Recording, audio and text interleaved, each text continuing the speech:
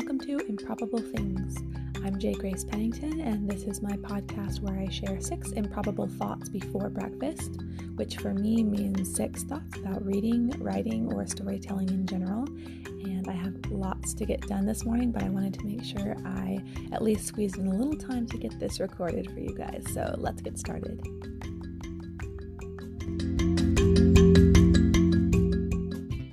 The number 1, as usual, I'm going to give a little progress report on my work in progress, which is the 9th book in my series.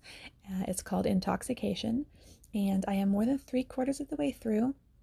I believe as of yesterday, it's about 38,000 words, something like that. I lose track. But the biggest thing that went on with it this past week is that I ended up having to rework completely the last few chapters, like I would say the last quarter to a third maybe of the book. And I just realized as I was writing it, not only was I sort of bored with it, because sometimes that can happen and it doesn't necessarily mean anything when I'm writing a first draft. It doesn't always necessarily mean that it's actually boring. But in this case, I was able to pinpoint some things that really were concerning about it. And it's weird how I never seem to notice these things when I'm originally outlining. I only notice them when I actually get there in the book. And I'm not sure why that is, but I did realize that there were some things I was doing in this story that were just really repetitive with some other things that had happened earlier in the series. Just a lot of very similar points, a lot of very similar occurrences, and just the way this plot was developing was just starting to feel like we've been here before. And also it was kind of feeling like my protagonist hadn't learned things that she should have learned before. And so I just thought, I need to make this different. This plot needs to be set apart from the others.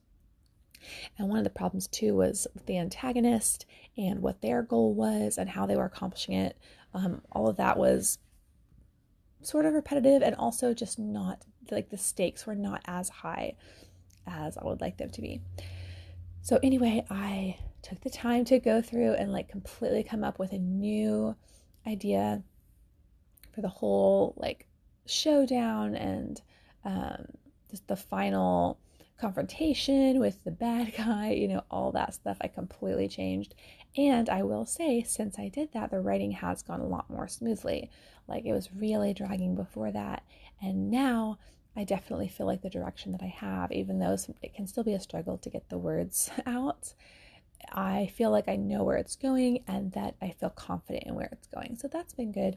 And I'm hoping to finish it in just another couple of weeks here. So super exciting. The number 2, I got some more beta reader feedback on the book I'm about to start editing, which is book 8, which is called Humanoid. And one thing I do think, after the feedback I've gotten so far, that I will probably need to rework the last few chapters of this one also. And in this case, I think it is also an example of just the stakes not being high enough, and some of it, I felt as I was writing it, even that kind of the same, it was a little anticlimactic, and that's not what you want in the climax of your story. Obviously, you want it to be a major clash, and you want there to be real danger, of some sort. And I think that was really lacking. And most of Humanoid, I'm really happy with how it turned out. But I was already feeling that the ending, and again, just the last few chapters, were a little bit lacking. And then this beta reader kind of confirmed that and gave me a few ideas to kind of bounce off of as I'm thinking about revisions. So hopefully that'll be helpful.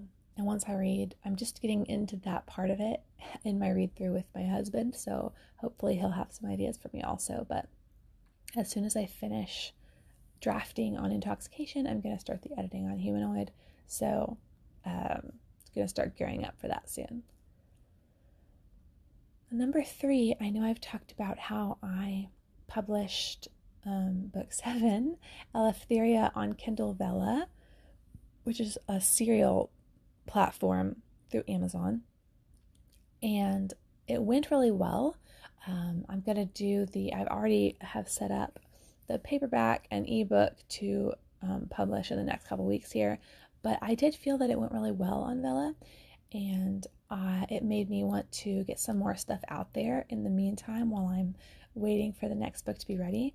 So I decided that I was going to take there. I have a whole bunch of short stories that I've written over the years that I'm really happy with, and I think turned out really well, but I have just not been able to find a home for them, as far as like I've submitted them to magazines and things like that, and there's just never been a good fit. So I thought, I have all of this content that I would really love to share with people and to just add to my library of work out there. So why not try putting it onto this, Vella thing. And so I made a little cover description, put together the first couple into episodes, and I need to go through and do some more because I've picked out, I think, what stories I'm going to do. So anyway, the first episode of that released on Tuesday. Another one releases today. And it'll be interesting to see how it does, since it is, not only is it various short stories instead of one full story, but the stories are wildly diverse. Like the first one I have on there is just general fiction. It's about 4 strangers that get stuck on an elevator between floors of a medical building, and just how that goes, what they reveal about themselves in that time, and what it ultimately says about them. And so it's sort of slow and very like character driven, and like I said, just very general fiction. And then the next story I have in there is like military science fiction and very like weird concept.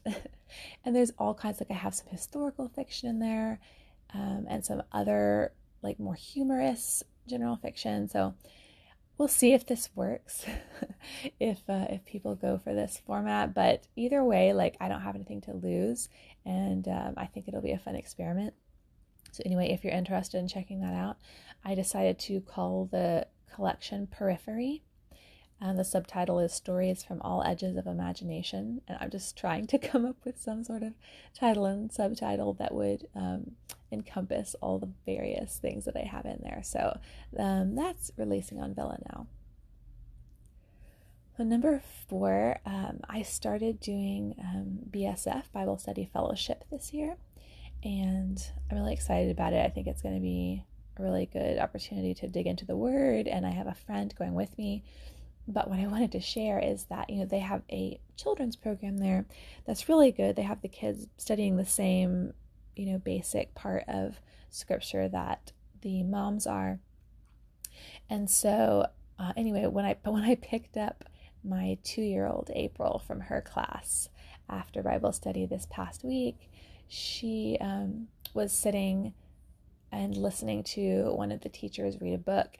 And as I'm arrived and told the other teacher, like, oh, I'm here for April, the lady looked at me and she said, oh, April loves books. And that just made me so happy to hear that that's just something that stood out so much about her, that it characterized her to this lady. And I have shared a lot of times on here how much my girls love books, even though they can't even read yet. And so that was just so much fun to hear. And I told April after I picked her up, I'm like, oh, the lady told me you love books. Mommy loves books too. And she was like, yes. And it was just so cute. So I just had to share that little excerpt from our life. So number 5, I'm currently reading a book called Operation Grendel, and it is written by Daniel Schwabauer, who is one of my absolute favorite writers and who I consider one of my most influential mentors when it comes to writing and storytelling. And I read his books, Runt the Brave and Runt the Hunted, many, many years ago, and just absolutely loved them. Like, they're just amazing. And he is a writer that just has such an incredible sense of story. He has a high school novel writing curriculum called the 1-Year Adventure Novel that is so powerful for me in my writing and storytelling journey. So anyway, I'm a huge fan. And this book came out a few years ago, and I got it for Christmas, I think. I don't know. Someone gave it to me, and I was just, finally getting around to it. So all that to say, it has been interesting because it is definitely really well written, really great concepts, and just the characters and all those things are excellent. But one struggle I am having with it, so the genre I would say is military science fiction completely. It's very military based, and so there's a lot of military, operations going on, and like tactical going from here to there, and talking about like the different parties and these different like fictional locations of different planets and like war things going on. And I've noticed that with any kind of action reading, but especially a lot of times when it comes to like military type stuff, I really struggle with it because of my aphantasia, because I can't visualize anything. At least I think that's why, because I just notice when I read those things, I get very lost. Like I cannot really understand what's going on. Like it'll be like describing him going up some hill to this place where somebody is being held, I think, but then I just can't really figure out where everyone is and what's really going on. And the same for like all these different planets and just like all these different, military like characters, different commanders, like whatever that come up. It's just a lot for me to try to understand conceptually, since I really cannot visualize it at all. And so that's just kind of a struggle for me. Like I've noticed any kind of highly action-based writing is very difficult for me to get into because I just can't really understand what's going on. So that's kind of unfortunate. But I will say, like, one thing that I've kind of learned to do is that I'll just kind of skim over that and just sort of let my mind just accept it not being able to figure it out, and just do my best to sort of like piece together what's around it, if that makes sense. It's kind of hard to explain the way my crazy mind works. So anyway, I will say, despite that struggle, I am really enjoying and appreciating it, and especially just the unique voice and concepts. And that is like the major thing I love about sci-fi, is just the amazingly like unique concepts that you can come up with that still relate so intimately to our actual, real day-to-day lives. And so that's done really well. The writing is beautiful, so I am still able to enjoy it in spite of that struggle, but it just has been interesting to notice yet again how that works for me. So number 6, I wanted to talk a little bit about just getting stories published and out there, because that's clearly something that is really on my mind lately, with one story publishing, one in editing, one in the writing phase. And then also, as I'm doing all this Kindle Vella promotion, one thing I try to do is read other people's work on Vella as much as I can, because a lot of other Vella authors have done a lot to help me out with getting reads and getting more exposure for my stories. And so I want to return the favor, obviously. So I'll try to take some time, when I can, and read through a bunch of other people's Vellas. And a lot of it is stuff I'm just never going to read. Like it's just like werewolf romance and stuff. But so I always specify, like, please clean reads only when I'm offering to read things. But anyway, so I've read a bunch of different people's work, and I will say there has been a few that have really stood out that I've enjoyed and have been really impressed by the writing, or even has just been a story that I'm able to get into and enjoy reading. And so those I've been following and enjoying, and there's been a few I would recommend. But I just have to say, honestly, like the vast majority of it is just not very good.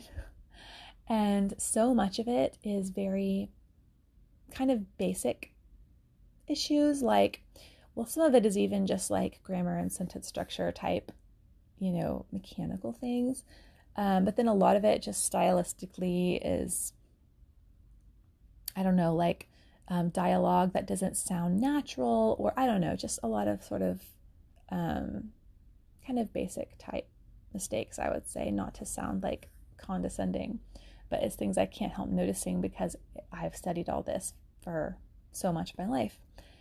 And it made me think about, because there's such a balance when it comes to this, when it comes to completing and releasing work, where you do want to make sure that you're doing your best and like putting your best foot forward and not like rushing through it or putting out something that's going to be subpar. But on the other hand, you also can't hold on to something until it's perfect, because that's not going to happen, and that's also not giving you an experience that will help you move forward.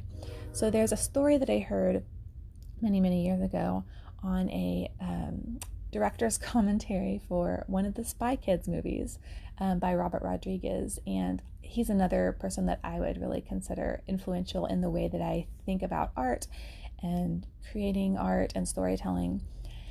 And so he told this story that he read in some book, which I should find what this book was and read it because it sounds really good, but a book about art and, like, again, just creating art. And the story was about a pottery school. And he said in this school there were two classes. One was the quantity class and one was the quality class. And the quantity class, their whole goal for the entire year of school was to make as many pots as possible. And the quality class, their goal was to make only one pot for the entire year, but it had to be perfect. And so at the end of the year, what the school found is that all the perfect pots were coming out of the quantity class, because the students would make one, see their mistakes, learn from them, set it aside, and make another one that was better, and on and on and on. Whereas the quality class, because they were not having any experience to move forward from, just ended up with basically like a lump of clay. And I was really influenced by that story, and that is part of the reason that I have been able to move forward with publishing, because it's, like I said, it's hard to find that balance, because I'm aware that the Firmament books are imperfect and that they're not the greatest literary works of all time, and that they're not even really the greatest work I'm ever going to put out. And so there's a balance to be found between, again, holding on to something so long, looking for perfection that you're never moving forward. But there is also a danger that I've seen so clearly as I've been doing all this reading, of just jumping the gun and putting out something that isn't your best. So I think I heard also years ago someone that had said, like, the questions you need to ask yourself when you're assessing your own work is not, is this perfect, or is it the greatest ever, or whatever. What you need to ask is this the best I can do where I am right now? And so that's what I seek to do with each of my books and each work that I release, is to ask myself, have I done the very best I could under the